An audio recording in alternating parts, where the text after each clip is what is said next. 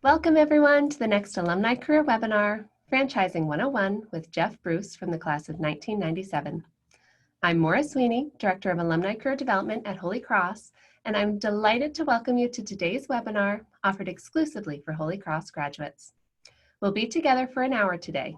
After the formal presentation, Jeff will take questions from you for as long as time allows. I encourage you to submit questions throughout the presentation by checking out the Q&A function on the webinar control panel. This presentation is recorded, and I'll share it with everyone in an email once it's posted to our website. Now it's my pleasure to introduce you to Jeff. During his corporate career, Jeff worked in leadership positions for two of the largest medical device companies in the world, Boston Scientific Corporation and Becton Dickinson and Company. His roles spanned all aspects of strategy, insight integration, product development, marketing, and global commercialization. We're here today because Jeff dreamed of business ownership, but unfortunately years slipped by while he searched for the right franchise in his spare time. With a busy travel schedule and responsibilities as a husband and father of three, he had little time left over to search for franchises. As a parent of two children, I can only imagine. Jeff learned about FranChoice, found a great consultant, and from there it was full speed ahead. He did his due diligence and signed with Club Pilates to open 6 studios. Now, in addition to opening new studios as a semi-absentee owner, Jeff is a franchise consultant, paying it forward to entrepreneurs looking to realize their dreams through franchise ownership. And we'll be learning about that today. And so with that, I'll hand things over to Jeff. Thanks, Maura. And first, I just want to say thank you for the opportunity to speak with Holy Cross graduates and alumni who are out there. And it's exciting to be here to talk about business ownership and franchise ownership.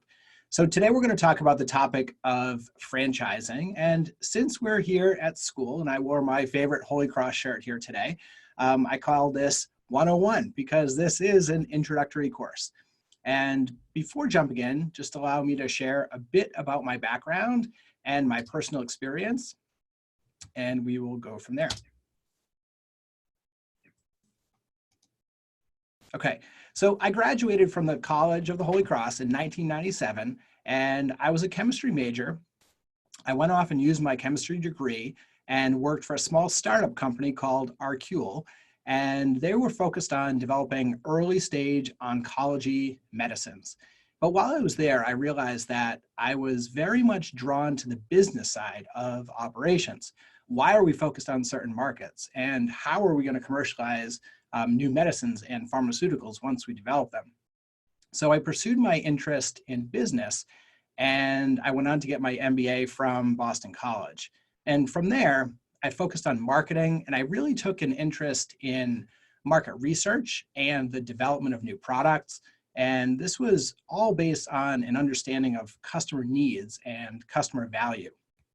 And for the next 20 years, I worked in medical devices, first for Boston Scientific and then BD, two of the largest medical device companies in the world.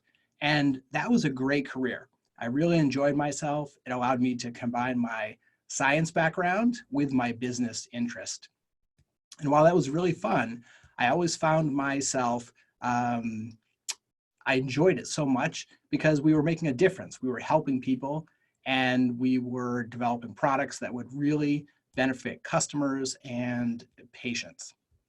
But over time, I still had the interest and desire to be an entrepreneur, and I wanted to own my own business. I was running businesses for those large companies, but at the end of the day, all the profits go to their bottom line. And in 2017, as Maura mentioned, we joined the Club Pilates franchise system. We'll talk a bit more about that later. But in addition to owning franchises, today, I'm working as a franchise consultant. Well, what's a franchise consultant? Another way to look at it is it's a franchise coach. So what I do is I help people explore their own interest to find a great franchise for them to invest in, which benefits their interests and their skills and takes use of those things so they can achieve their long-term goals. So we all have different employment choices, over time. Most people, when they come out of college, what they do is they go on and they get a job. And over time, people build up knowledge and skills and experience. We all experience the world in different ways through our own lens based on the people we meet, our parents, our friends, our mentors, maybe our bosses over time. These days, people change jobs every 3 to 4 years, and they continue evolving. They're adapting, they're seeking new skills. Maybe they're going after more money. Maybe people have a different purpose or a calling that they're trying to pursue through their work. Then over time, some people, they get an idea and they see something, they understand something in a way that maybe somebody hasn't before, and they see an opportunity and they build something from scratch. They start their own business. And then a third option, which is lesser known, is franchising. And that's what we're going to talk about today in this webinar. And a main objective today is simply to educate the Holy Cross community on another career option that's out there. And let's look at each of those options in more detail. But first, let's start with a poll.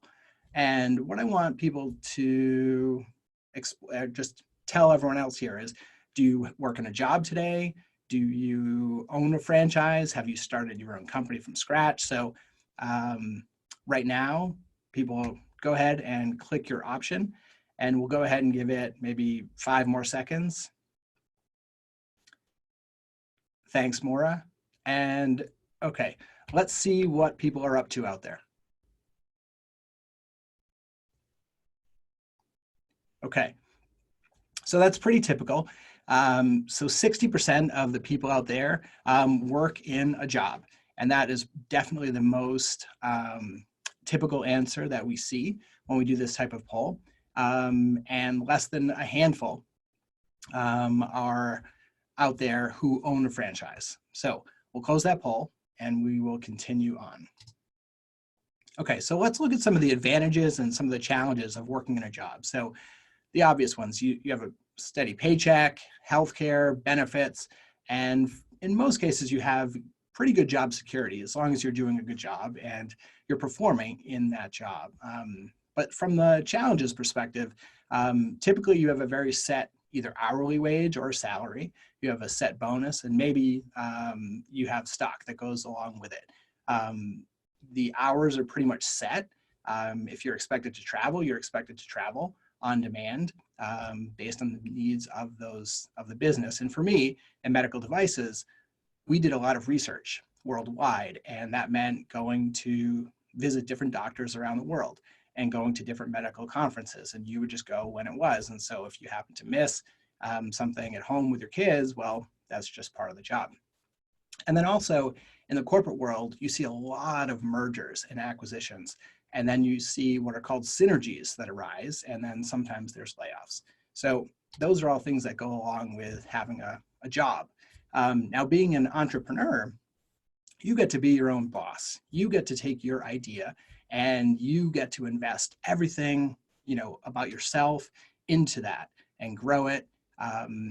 And there's no earning limit. So you can take that from scratch and grow it to who knows what.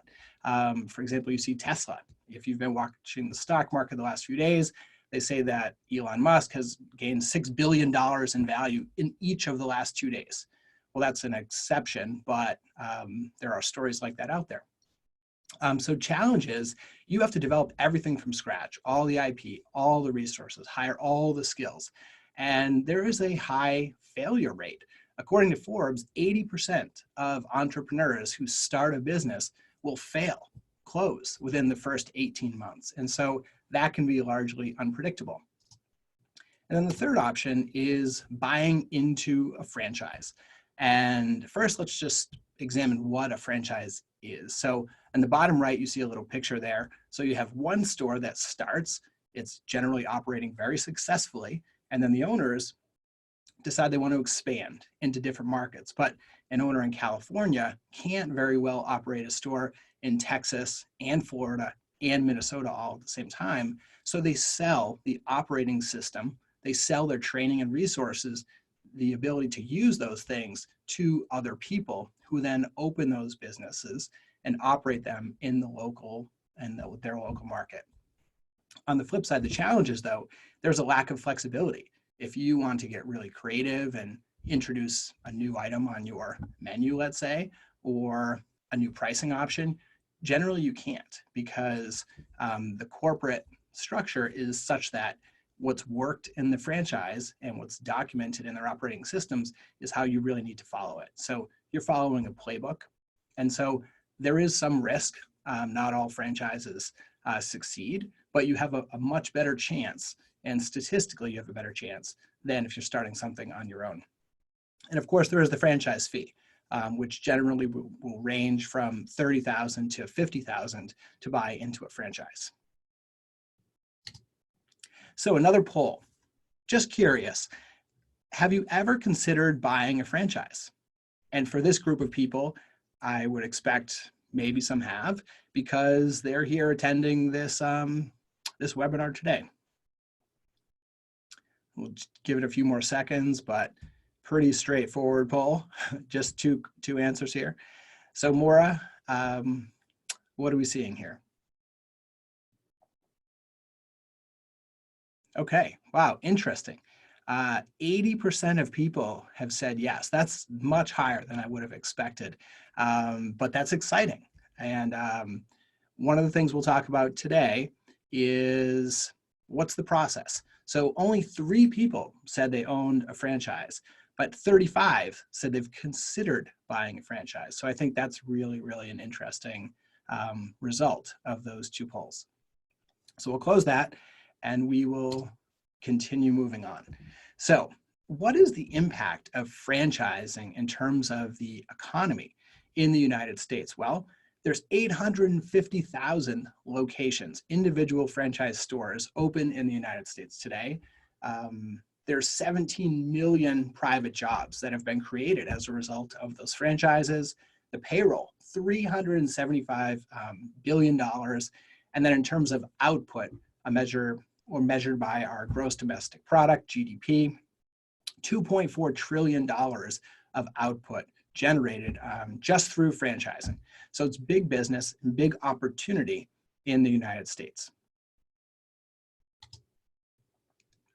So why is it growing? Why does franchising continue to accelerate in the United States? Well, people are innovative. People come up with a lot of great ideas, and people really like the flexibility. They like the hours. They like being able to be their own boss. And they like the fact that they can have an asset that they're building wealth in that they could potentially hand down to their kids over time or sell. And the equity that they're developing is accruing to their own business as opposed to somebody else's company, the shareholders of a company, let's say, if you're a part of a large corporation. And people oftentimes like building up another income. You hear the term side hustle, right? So a lot of people like to have that extra source of income just in case there's something that happens with their corporate job. So when you look out there, how many concepts exist in the United States? Well, a lot. There's over 3,500 individual different franchise concepts that any one of us, if you have skills, qualifications, and interest, you could seek to buy a franchise license. There's over 565,000 franchise owners. And these franchises span everything we do in terms of our daily lives. It could be getting your oil changed. It could be going shopping, food, real estate. It's coming up on tax season. Things like Liberty Tax is a franchise. Anything you might do from a boutique fitness perspective. I'm a Club Pilates franchise owner, but you can go to Massage Envy. You can have Molly Maids clean your house. There are a lot of franchises in the United States today. And on the right side, I just included some pictures. And just here, you see over 50 franchises depicted by their franchise logos. So another test. Which of the following are franchises? Budget blinds, they come into your house and put up new tapestries, and automated blinds are a new thing these days. Mosquito Joe, We had a triple E threat here in Massachusetts, which was quite severe last year, so they helped reduce that population. Lawn Doctor, that's one self-evident, and ServPro, what they do is they come in disasters. If you have a fire, a flood in your house, and they take care of that and mitigate it. Okay, let's see. Which of these are franchises, Maura?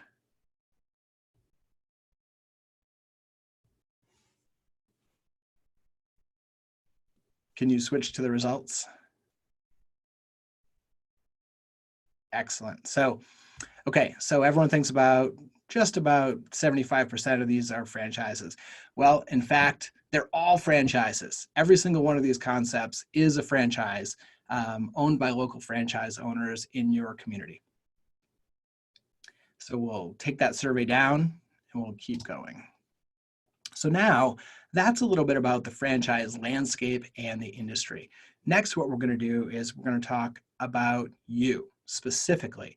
And how do you even start to think about, is it right for me as, you know, an individual person to consider opening a franchise in my community?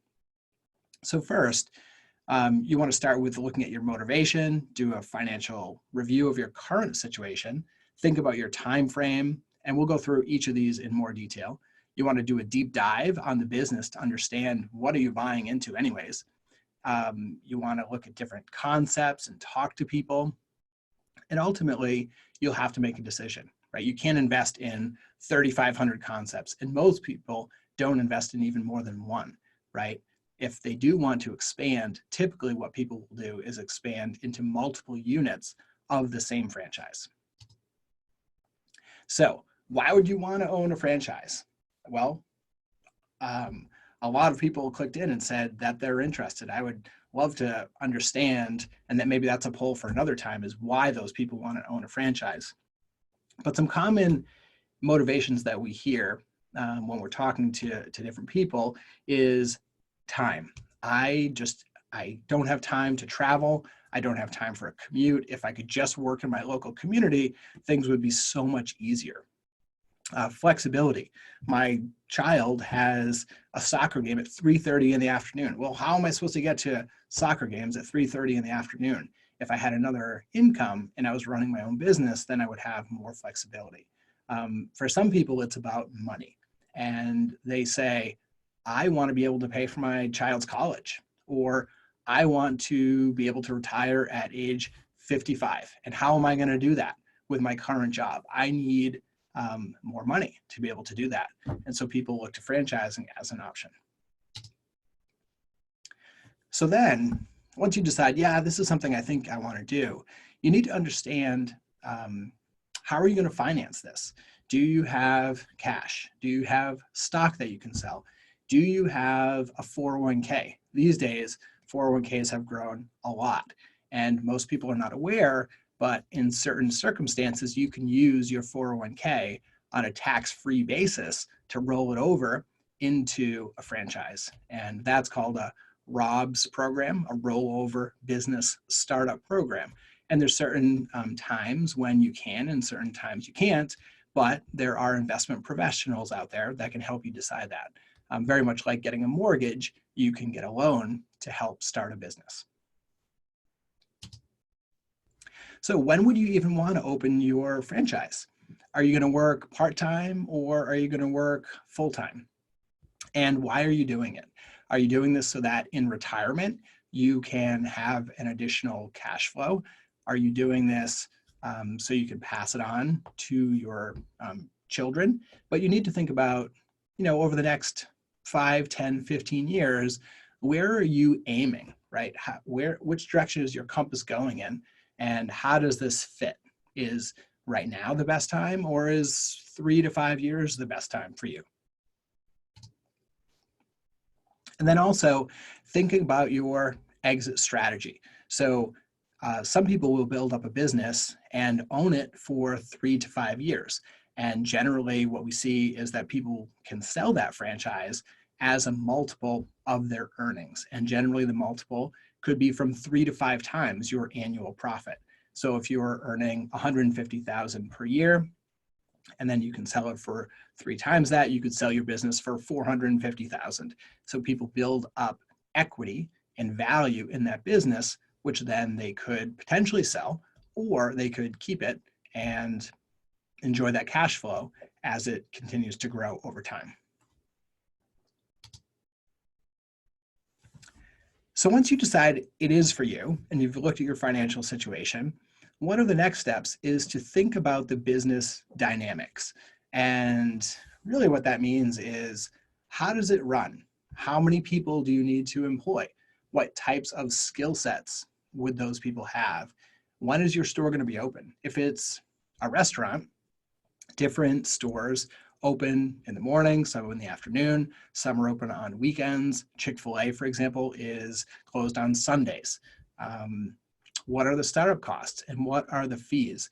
And typically, you see the franchise fee being $30,000 to $50,000, what I said before, but then also there's usually an ongoing royalty stream that the franchisor expects, which could be from 5 to 8% of your sales, because you're using their system, and then they expect to get a return in the effort and time that they're spending to support you as a local franchisee. Another one is the owner going to be in the store helping to operate the business, or do they want to be out in the community? Do they enjoy networking and spending time raising awareness of their company? Do they like sales? Do they want to be behind the scenes doing marketing?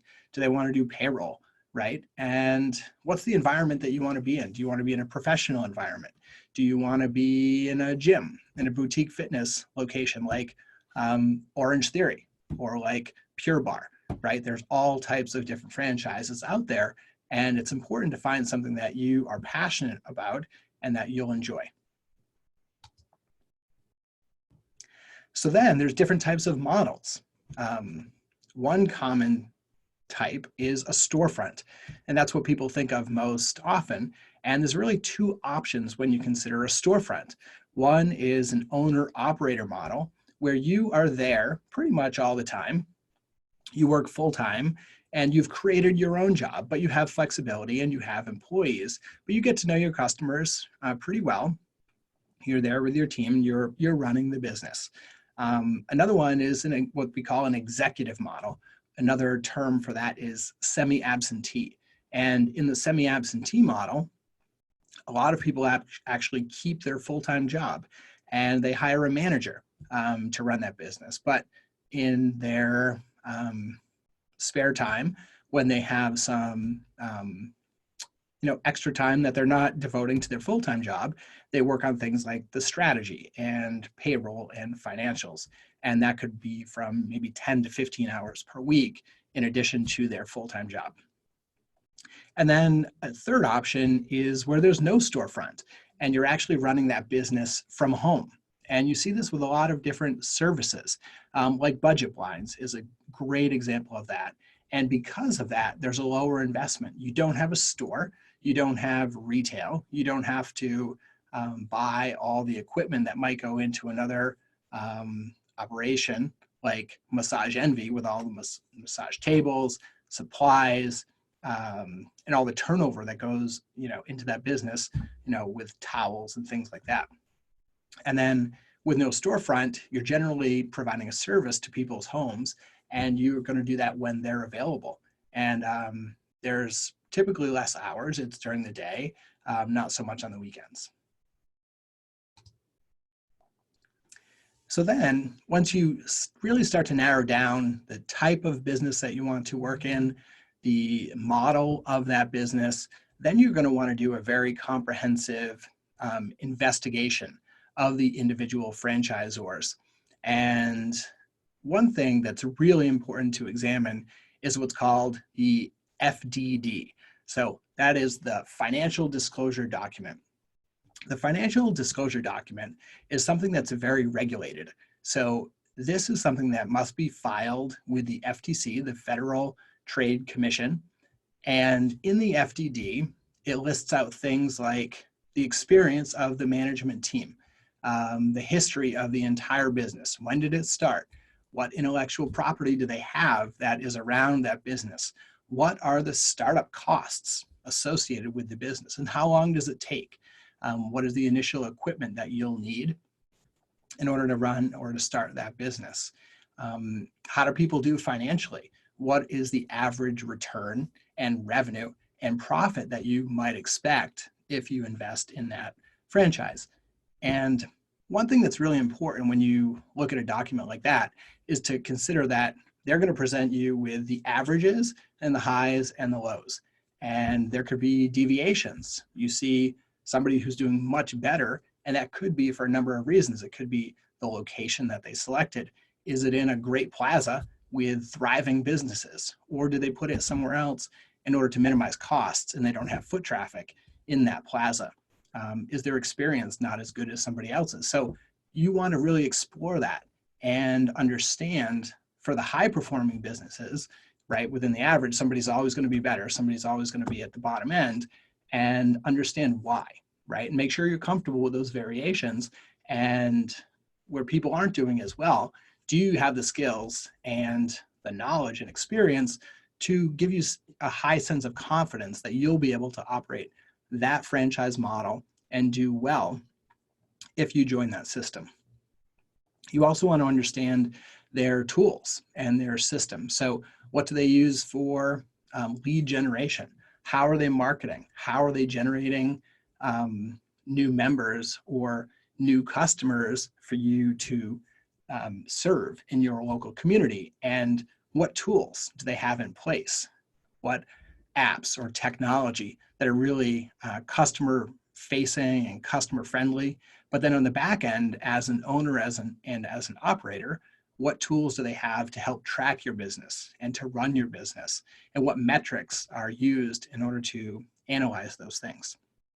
And then additionally, what training? And training comes in the form of online training. It could be videos, it could be webinars, it could be in-person training, right? If you hire a manager into a certain business to run it, well, how do they get trained?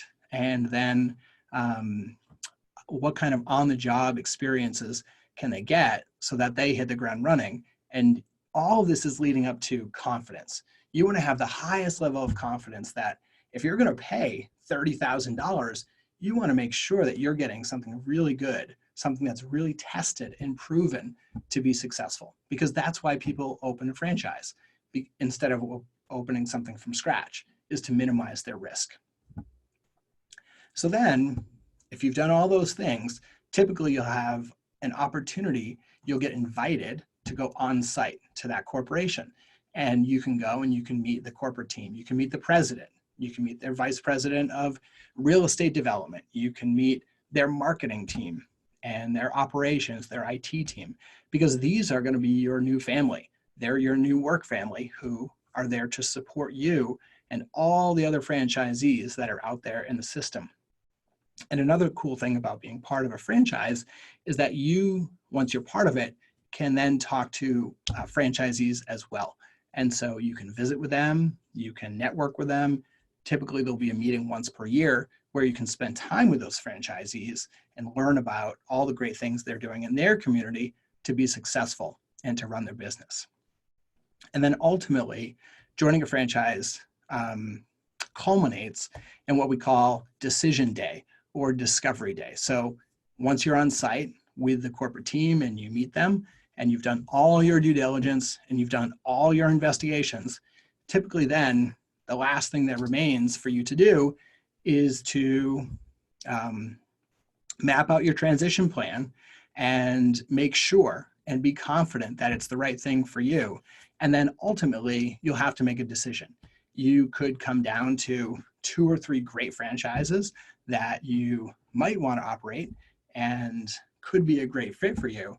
But typically people will only join one franchise system because it's a big change, either from your job or if you were out of the workforce coming back in, and it will require some effort, education, and learning. And so you want to map out your transition plan and you want to think through when you join that franchise, if it's in 3 months or in 6 months, how are you going to do it? And who's going to help you? What resources do you have around you? Could be family, could be friends, but ultimately at the end of the day, you have to make a decision, and you're either in and you jump and get off the diving board, or you stay there and you go back down the ladder and then you come back another day. So it's important to know what you're getting into. Make sure you have all your questions answered so you can feel confident and comfortable when you do join a franchise system. So then, if you think about a franchise consultant, which I am now, I work with FranChoice. What do we do? Well, number one, we find great candidates and we evaluate your situation. We think through the entire process that I just went through in this presentation. It's very consultative. We get to know you. And then once we understand that situation, we build a personal and customized model to help understand and to match you to different franchise options. So that would include your interests, your job history, your future vision for where you want to go in your life, your time frame, all the things we talked about. And then we match people up to different franchise concepts. So one thing that FranChoice does is they pre-screen the franchise landscape.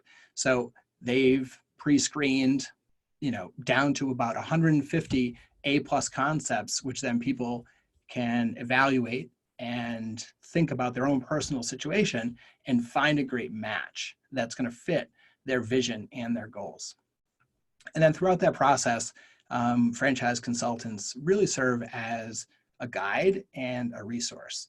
The entire process from start to finish could take anywhere from 3 months to as long as 6 months, I'd say, depending on how much information you need, how many different franchises you want to investigate.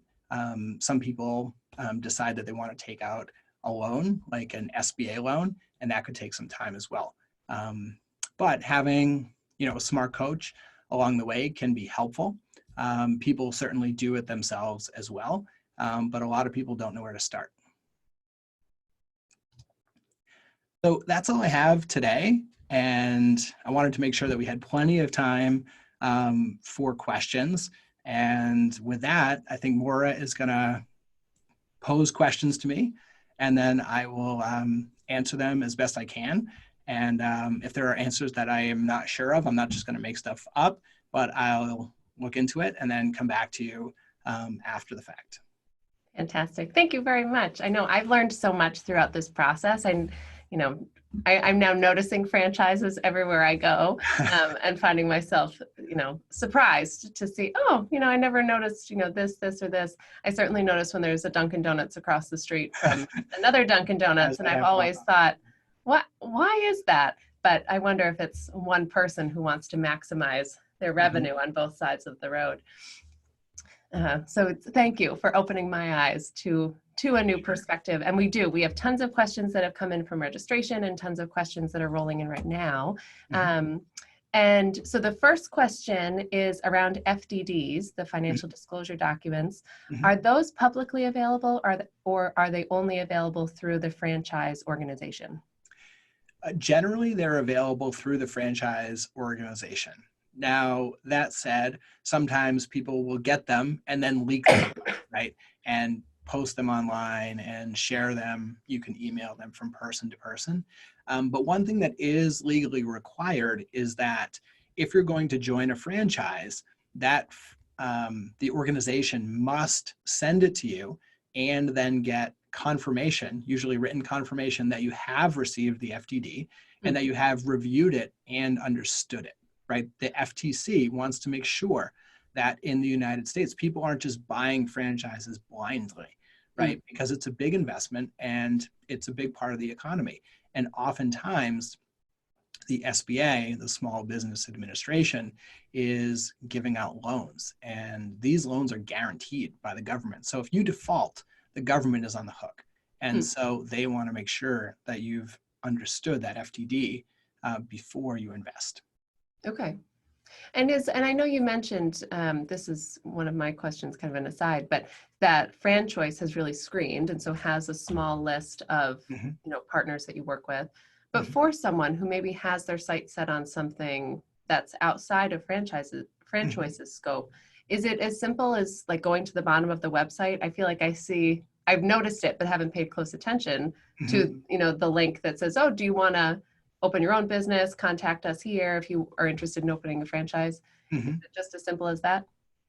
Well, it is, yeah. Yeah. Anyone can apply to any franchise at any time. There Mm, are those links that say, click here sure. and learn more about franchising in that Mm, organization. And everyone's welcome to do that. yeah. The challenge with that is that there are, like we talked about, 3,500 concepts that are out there. So which one do you want to click on? How do Yes. you know which Right. is the right one to join? And Right. there's so many great franchises out there, but Yeah. there's so many out there that are not great as well. Yeah. And so having a third party who has done some pre-screening and understood things like who is the operating team, what Mm, percent of franchisees have failed, right? right. And doing some advanced screening can Mm. be helpful, and people do appreciate that. Yes. Oh, I imagine. I imagine. Well, and that leads perfectly to the next question that came in. Is someone was asking, do franchisors help with hiring and HR requirements? Mhm. So it varies, right? Okay. But typically, yes. Okay. And they will give you things like job descriptions. They will give you things like hiring criteria. They will give you things like job offers, right? Mm, Which typically what they're going to give you is the exact same things that they used in the corporate stores. So the mm, first stores that started and led to certain performance within that FDD, those are the same resources they'll provide you because they want to have that consistency right from market to market. okay. That's great. Mhm. Well, and another question came up about the corporate team that you mentioned who's there to support you Mhm. as your new work family. Mhm. Could you talk about that a little bit more and how that relationship works? Just how much support are they really there Yeah, to offer you? yeah, sure. So I'll talk from experience with Club Yeah. Pilates, but I've seen a lot of other concepts as well. And typically, what they're going to do is once you sign that agreement and you say, I'm in, I want to join your franchise, they have a calendar, right? Okay. That starts day one that says, okay, the first thing you're going to do is work with a real estate team. And here are the exact parameters that we're going to be looking for in your market, Hmm. right? And typically they'll have a company in the local area um, called a broker, a real estate broker, who will provide you with 5 to 10 concepts to look at right away. And Hmm. then they'll also look at those alongside you. And then once you find the real estate, you'll go on to lease negotiations. And then you'll have somebody that helps with the build out. And then you'll have somebody that helps with ordering inventory. Then you have somebody who starts training your team and you start hiring. So pretty much every step of the way is spelled out. They want you to be successful, and they're going to give you the same recipe that they used in their market.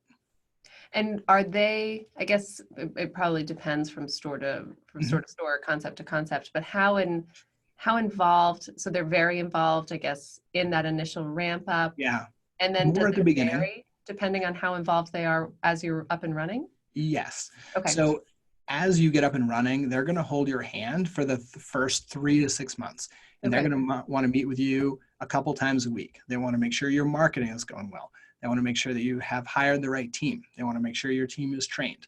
They Mm, want to make sure that you understand the app and the resources and the tools that you're going to use. They want to make sure you have your payroll set up, everything.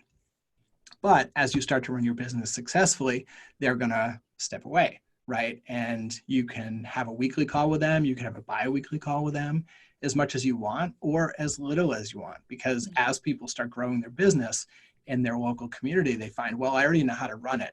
Now I'm going to go out and start looking for more customers, right? I'm going to mm. spend more of my time in the local community, let's say.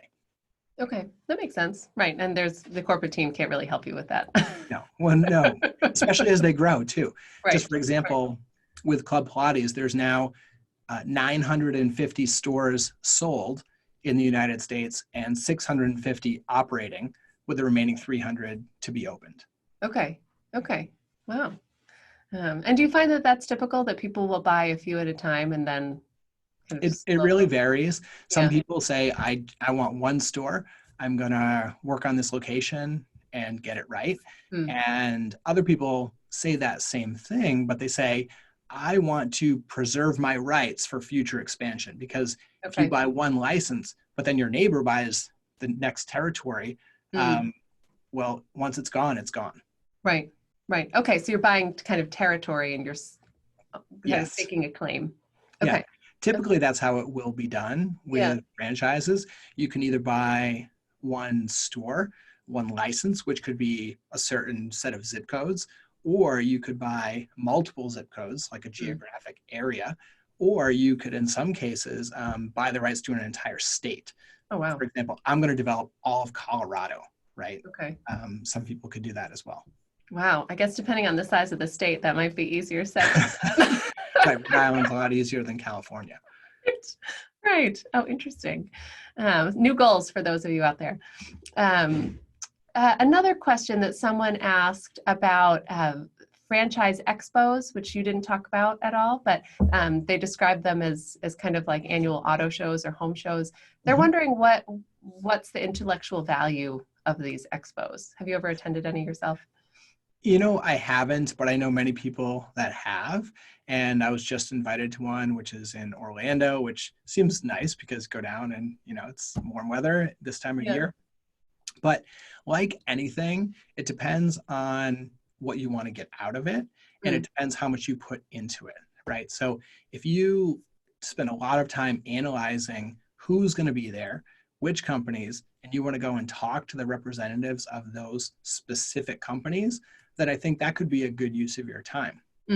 However, if you go and you just show up and you're there day one and you just kind of walk around and you're wandering around, not knowing what type of business you want, what type of hours you want to be open, and it's just complete shotgun approach, I think that would be less valuable.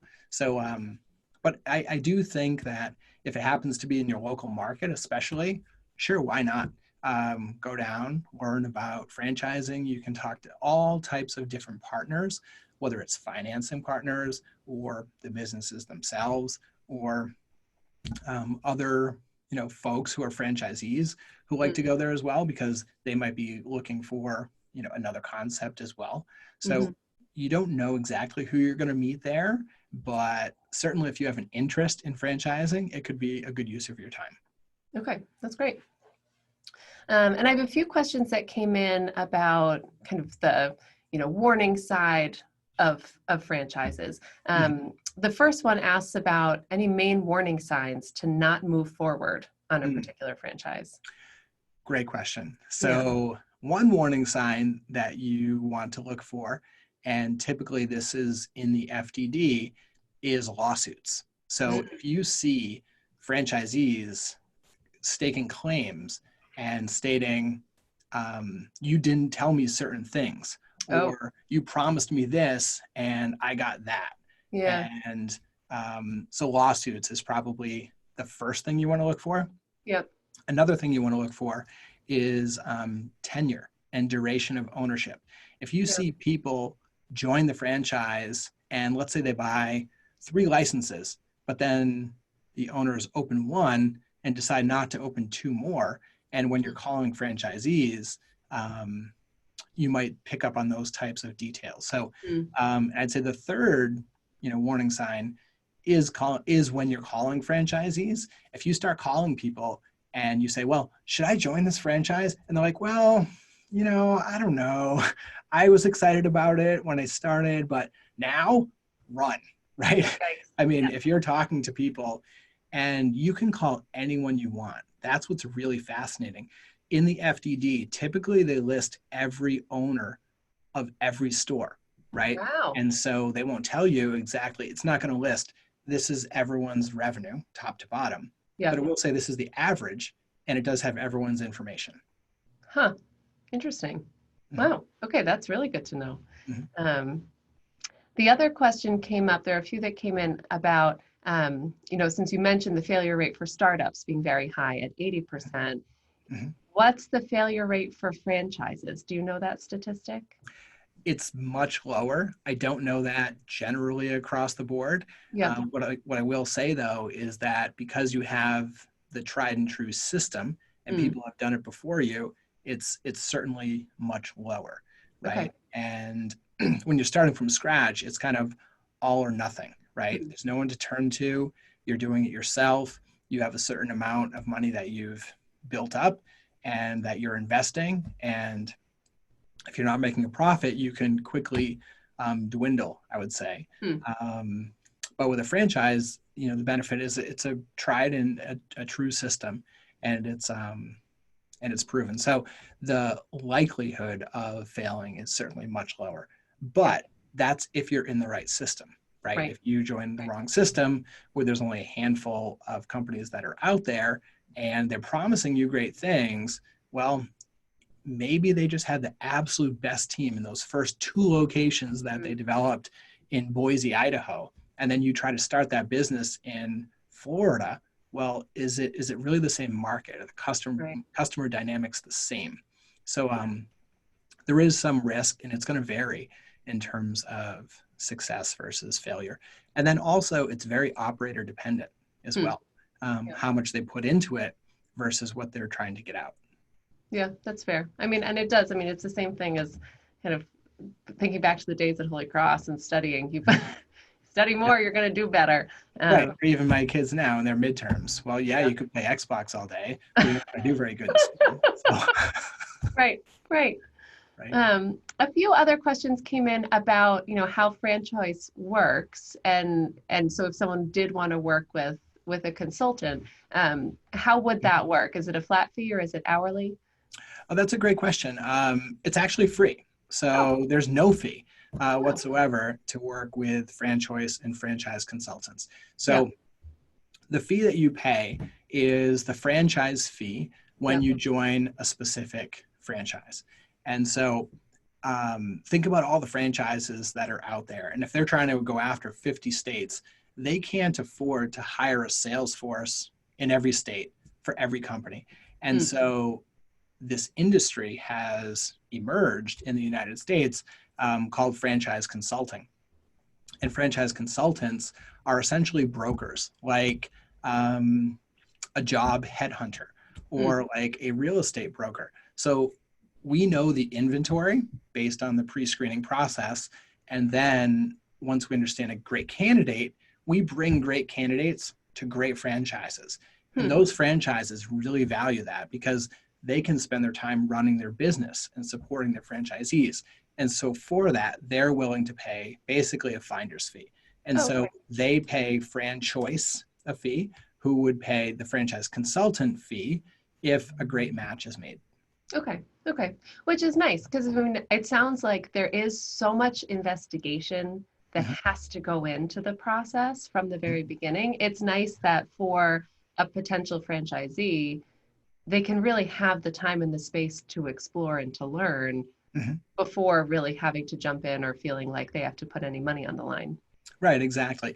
And Yeah. if the franchise consultant does a bad job, one of two things is going to happen. Either the candidate is going to look at the franchises and say, no way, I'm not Yeah. joining that. And so that's a miss. Or the franchisor is going to look at the candidate and say, there's no way I'm gonna award a franchise license to that candidate. So Yeah. why are you wasting my time? And Yeah. so that's where the art of the process really comes in, Yeah. is really understanding what's the best thing for the candidate Mm. and what is the franchisor looking for in terms of skills, experience, and just the overall match. Yeah. And and there's a question that I think speaks to this, but do you find that it varies based on franchise, what kind of experience they value most and what they look for in a candidate most, or Yeah, is there like one top consideration and then everything else kind of varies? I would say it varies more by industry Okay. than by Yep. specific concept, right? Yep. So owners who might do really well owning fitness concepts could be different than somebody who's going to be, for example, the express consulting or the job matchmaking service. Mm. Just different people like to do different things, and their Right. skills generally lend themselves, or sort of gear towards something else Hmm. um, as well. Okay. There's another franchise, which actually I just recommended someone for yesterday, which is called Focal Point Business Consulting. And this one, they really want somebody who has a broad base of business experience. They are essentially coaches to small business owners, and they help them grow their business with leadership strategies, with employee goal setting, things like that. But they look for somebody who's been successful and who has a general management background. Okay. Okay.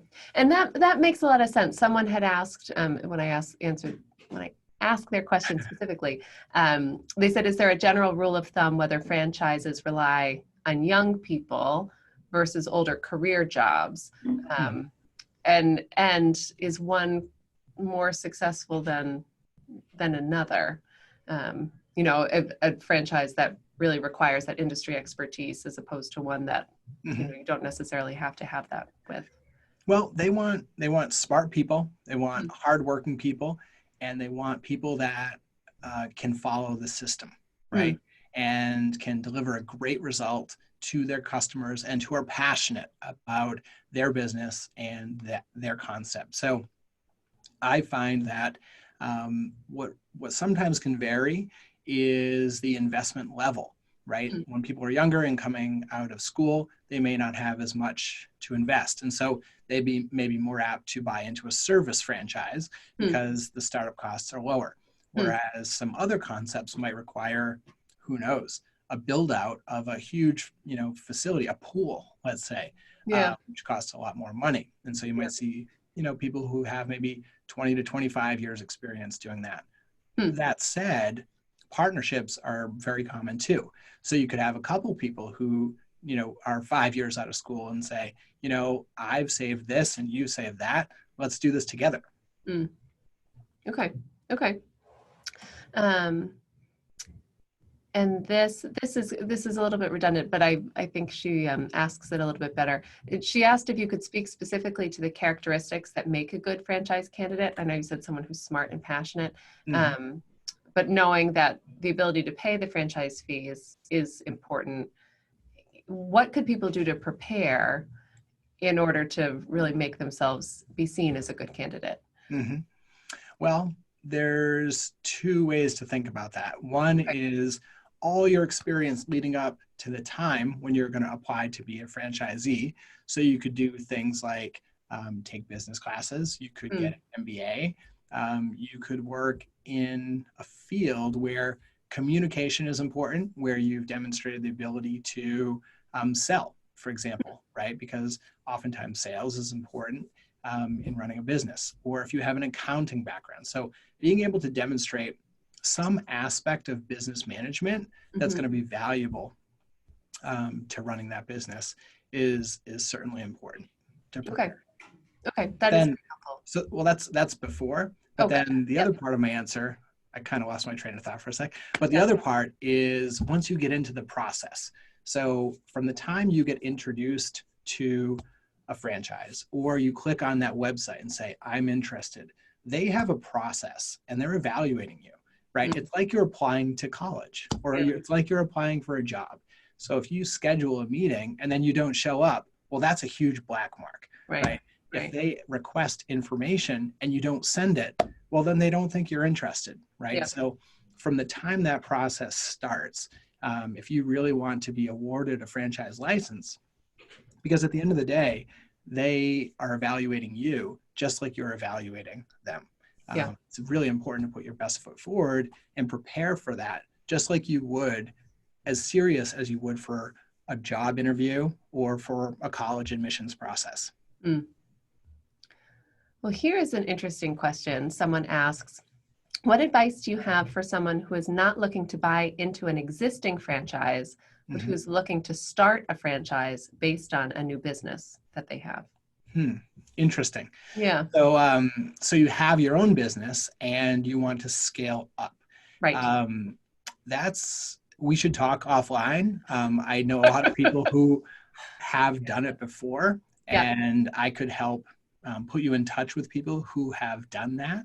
Okay. And but it's a different equation. It's a different process than finding and buying a franchise yourself. Sure. it's a bit more complicated because you need to think about how are you going to scale up a process and an infrastructure so that then you could take on other candidates. So you have the systems, you have the training, you have the processes in place in order to make franchisees want to join, especially when you may only have a couple stores open. Right. Okay. It does make sense that it would be kind of a completely different, maybe a different webinar. It's a question of scale, right? Because in this case, you're not following the system, you're creating a system. Right. Someone asked about, the 3,500 plus franchisors that are out there. How many are in your network that you work with? Well, that's a great question. A lot of people want to be in the network of FranChoice, and they'll apply to be in the network of FranChoice, but not all of them make it, right? They're very careful, right? Yep. About who they're going to recommend as what they call an A+ concept. And there's a team in Minnesota, and that's their job. So it's inbound and it's outbound. So they're always looking for great franchises to add to their A+ list. But other people are coming to them as well.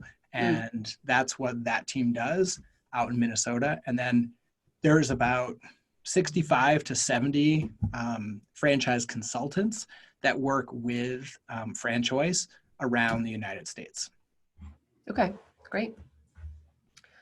And someone asks, from your personal experience, since you went through the process of exploring different franchises, how many did you investigate and not jump in off of that diving board for? And what were the type of things that you learned that were of particular concern that prevented you from moving forward on those and that ultimately led you to purchase Club Pilates? Sure.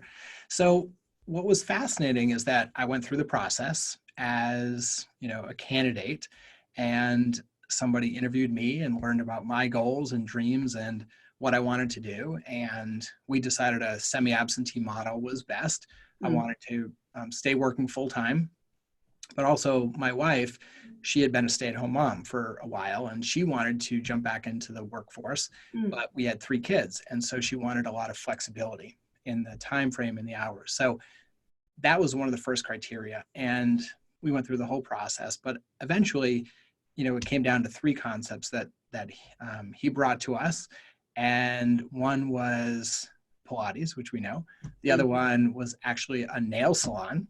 And then the other one was a barbershop, sort of a higher end barbershop, and all meet the criteria and the model. But for me, I wanted something that was unique and something that was more differentiated in the Massachusetts market. And so I looked around, and sure, there's plenty of nail places and places to get your hair cut. Not that I need that, but there were no Pilates places. And there's a very distinct value proposition with Pilates in terms of building up a strong core, preventing injury, and then also helping people rehabilitate from their injuries as well. You see a lot of professional athletes now doing more Pilates. You see baseball players, hockey players with hips and knees, things like that. You really want to have a strong set of muscles. So for a number of reasons, but most explicitly, at the end of the day, for me, it was about having something unique in our area. And that's why we settled on the Pilates concept. Great. And I had a follow-up question about the total number of people you work with through FranChoice. And they were specifically not asking about the total number of consultants, but the number of franchise brands. Number of franchise brands that's the 150 number. Oh, gotcha. Great. This question, I think, falls into the category of when people love those failure stories. Okay. we all can't stop watching when those come up. So someone asks, based on what you've seen over the years, when things go wrong for unsuccessful franchisees, what are the most common reasons? And for franchises themselves, what are the most common fatal flaws? That's interesting. Yeah. So for individual franchisees, I would say the number one thing I've seen is a deviation from the system. So Okay. deciding that in my market, we're going to try it this way. We're not going to hire the way you want. We're going to hire a different profile because I think that might work better. Or I know someone who maybe they don't have the right skill set, but they'll learn it. They'll get it. They'll figure it out. Or, we're going to, but basically, generally speaking, it's that type of deviation where Yeah. they're not following the model. Yep. And then where I've seen franchise systems fail is if they're too niche in some area and they're not continuing to evolve and invest in their different concept and keep up as customer interest and demands and desires change. And then they're stuck in their old ways. A good example of that would be Blockbuster, right? Oh, Who yeah. said, we're just going to keep doing what we do because we're the leader in this space. Well, yeah, Yeah. you are, until no one does that anymore, right? Right. And then you need to understand how customers' desires and preferences are changing, and then invest in changing your model as well. But then systematically helping our franchisees adapt and change. And a good example of that, I would say, is McDonald's, right? There's a McDonald's in my town, and the way it looks now is completely different than the way it looked 18 years ago. Now, before it was just a door and a storefront. You would walk in. Well, out front, they have a huge seating area now, tables, chairs, and you see kids, teenagers congregating outside. Totally different model outside. And then in their drive-throughs, you can go and scan your app, right? And use Apple Pay. So these things have evolved over time. Right. Right. Oh, interesting. Well, and I know we're about up at time, and so just my final question for you is, what has surprised you so far since jumping off the diving board and entering into this world of being a franchise owner? Wow. A lot of things are surprising to me, Yeah. but one of the most surprising things, and this is why we're doing this today, is that people don't understand just, I don't want to say how easy it is, but how in reach it is to become a franchise owner, right? They see it as something that is only for super rich people. You have to own something that costs $1 million to start up. Well, that's not true. You can buy into a franchise for $30,000 to $50,000. And if you've been working, 5 or 10 years, it's likely that you have some net worth built up over time that's going to allow you to make that investment in that transition. Wow. Oh, well, thank you very much. This is it's really been a pleasure. I have learned so much just over the course of working with you during this time and over the course of this webinar. And I'm sure that everyone else has too. And I want to thank you very much for sharing everything that you've learned with us today. It's been fun. Thank you for the opportunity. Oh, you're welcome. And for everyone out there, if you're interested in following up with Jeff, as you see, his contact information is right there for you on the screen. You can also email me any questions in the alumni office. My email is msweeney@holycross.edu. And I thank you all for joining us. As I mentioned at the beginning, a recording will be available on the Holy Cross website, usually in about a week or two, and I'll email you when that's out there. And you'll receive a short email survey after this webinar. And please share your feedback with us. It's how we get to bring more of these wonderful opportunities out there for you. So please let us know what you'd like to see and how we can make this program better. Thank you very much for joining us, and I hope you all have a wonderful afternoon.